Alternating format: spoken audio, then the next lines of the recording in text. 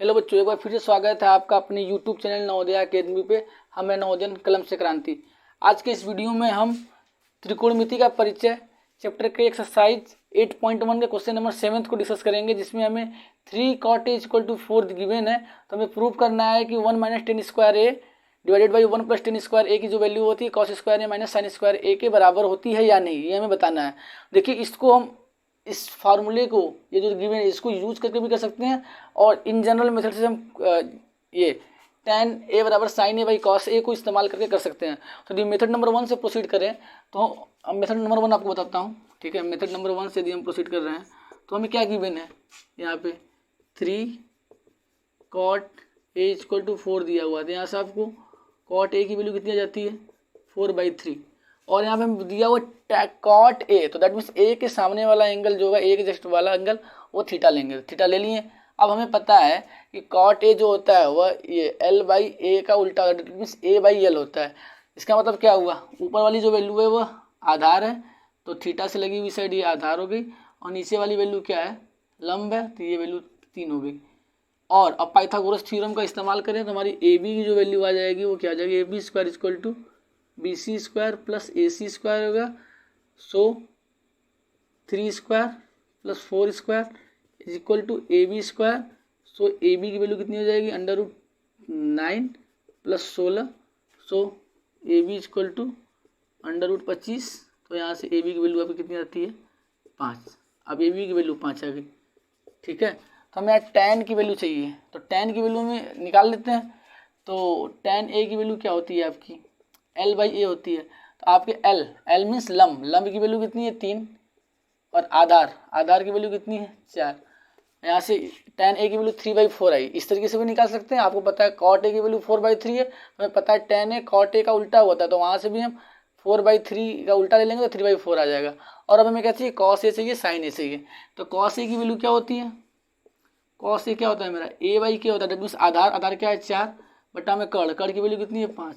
और sign a की value निकालें तो साइन a की वैल्यू कितनी आ जाएगी, साइन क्या होता है, l/k, लंब बटा में कड़। तो लंब की वैल्यू कितनी है यहाँ पे 3, और कड़ की वैल्यू कितनी है, 5। यानी साइन a की वैल्यू क्या आ जाती है, 3/5। अब इसको इस पार्ट में पुट करते हैं तो 1 - tan की वैल्यू कितनी आई है आपकी, tan a की 3/4। तो कितना जाएगा, 3/4 का whole square divided by 1 + tan square है, तो यहाँ पर लिख देंगे 3/4 का होल स्क्वायर = आपका क्या लिखा है, cos स्क्वायर है। तो cos a की वैल्यू कितनी है आपकी, 4/5, तो इसका स्क्वायर कर देंगे, माइनस साइन स्क्वायर है, दैट मीन्स 3/5 का होल स्क्वायर हो जाएगा आपका। अब इसको सॉल्व करते हैं तो आपकी वैल्यू क्या आ जाएगी, 1 - 9/16 डिवाइडेड बाई 1 + 9/16 = 16/25 माइनस 9/25। आप इधर प्रोसीड करते हैं तो देखिए इसका एलसीएम लिमिट कितना हो जाएगा, 16 - 9/16, और पूरे के डिवाइडेड बाई कितना हो जाएगा, 16 + 9 डिवाइडेड बाई 16, और इसकी वैल्यू कितनी इक्वल हो जाएगी, इस दोनों का एलसीएम ले लेते हैं, कितना हो जाएगा 25, और इधर कितना हो जाएगा 16 - 9। तो 16 में से 9 घटाएंगे तो मेरी क्या वैल्यू बचेगी, 16 में से यदि आप 9 घटाते हैं तो आपकी कितनी वैल्यू आती है, 6 × 7 आएगी। ठीक है, 7/16। सिमिलरली 16 में आप 9 ऐड करेंगे तो कितनी वैल्यू आ जाएगी, 25। तो ये 25/16 हो जाएगा आपका। ठीक है, यहाँ पे 6 रहेगा, और यहाँ पे करते हैं 16 में से 9 घटाते हैं तो 16 में से 9 जाएगा तो कितना बचेगा, 6 × 10 उधर से 7, 7/25।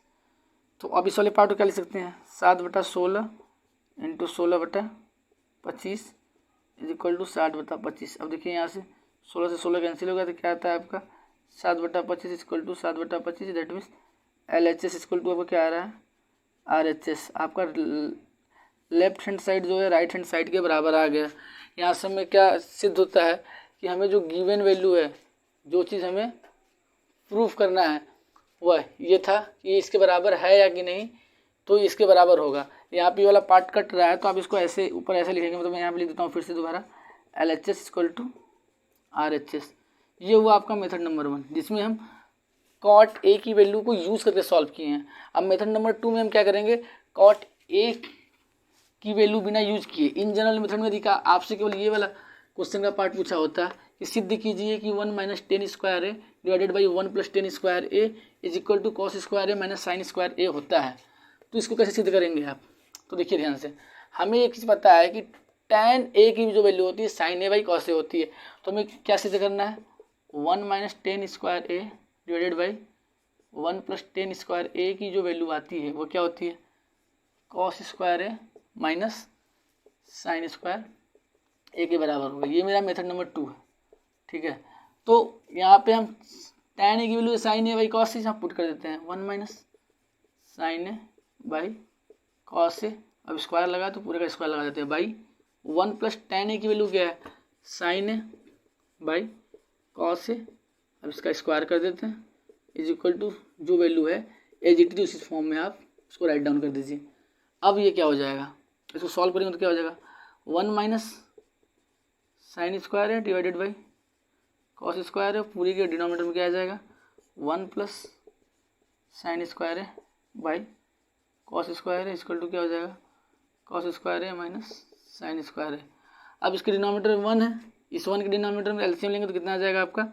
ठीक है, यदि एलसीएम लेंगे तो क्या हो जाएगा आपका? कॉस स्क्वायर है और इधर कितना बन जाएगा? कॉस स्क्वायर है माइनस साइन स्क्वायर है, ठीक है। और पूरे के डिनोमिनेटर में क्या आ जाएगा आपका? यहाँ पे सिमिलरली एलसीएम लेंगे तो क्या हो जाएगा आपका? हो जाएगा कॉस स्क्वायर है प्लस साइन स्क्वायर है पूरे के डिवाइडेड बाई कॉस स्क्वायर है, और एज इट इज वाली वैल्यू उसी फॉर्म में हम लिखते चलेंगे। अब यहाँ पे एक आइडेंटिटी का इस्तेमाल करेंगे, और वो आइडेंटिटी क्या होती है मैं आपको वैसे भी प्रीवियस वीडियो में बताया था, मैं बोला तो इसको प्रूफ भी कराऊंगा। वो आइडेंटिटी ये है, कहाँ लिखे हैं? इधर लिख देते हैं। हम इस आइडेंटिटी का इस्तेमाल कर रहे हैं कि साइन स्क्वायर है प्लस कॉस स्क्वायर ए की जो वैल्यू होती है 1 के बराबर होती है। इस आइडेंटिटी का इस्तेमाल करेंगे, ठीक है। इस हम सर्वसंख्या का इस्तेमाल करेंगे। चूँकि ये वाला पार्ट नीचे आ नहीं रहा है, इसको इधर सॉल्व करते हैं। तो अब देखिए क्या हो जाएगा।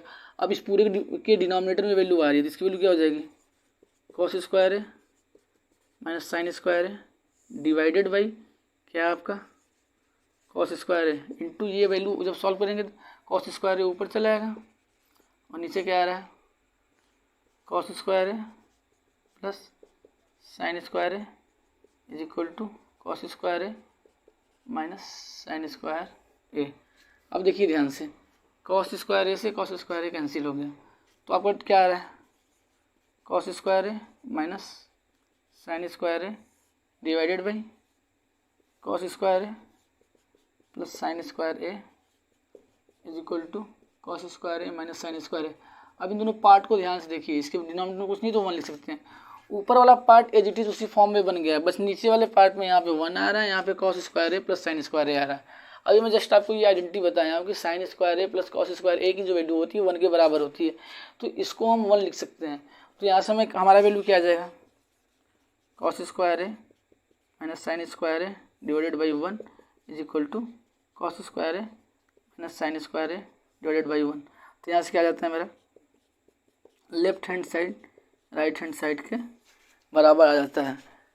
इस तरीके से इस क्वेश्चन को हम सॉल्व करते हैं। जनरली यदि आपके एग्जाम में क्वेश्चन आएगा तो हम मेथड नंबर 1 से सॉल्व करेंगे, जहाँ पे हम कॉट ए की वैल्यू को कंसीडर करके और यहाँ पे पुट करके सॉल्व किए थे, ठीक है। बट आपको नॉलेज के पर्पज़ के लिए, ताकि आप जब 11th क्लास में मैथ लेंगे तो वहाँ पे आपके लिए बेनिफिशियल पॉइंट थोड़ा सा साबित होगा, इसलिए मैं आपको बता दिया हूँ। ताकि ट्रिग्नोमेट्री एक इंटरेस्टिंग चैप्टर है, आप उसमें उस तरीके से लगे रहें, लगन आपकी बनी रहे, इसलिए मैं इस पार्ट को यहाँ पे इंक्लूड किया हूँ, ठीक है। आज की वीडियो में इतना ही रखते हैं, मिलते हैं एक नए वीडियो में एक नए लेक्चर के साथ। तब तक आप हमारे चैनल को लाइक शेयर और सब्सक्राइब करना ना भूलें। Thank you so much.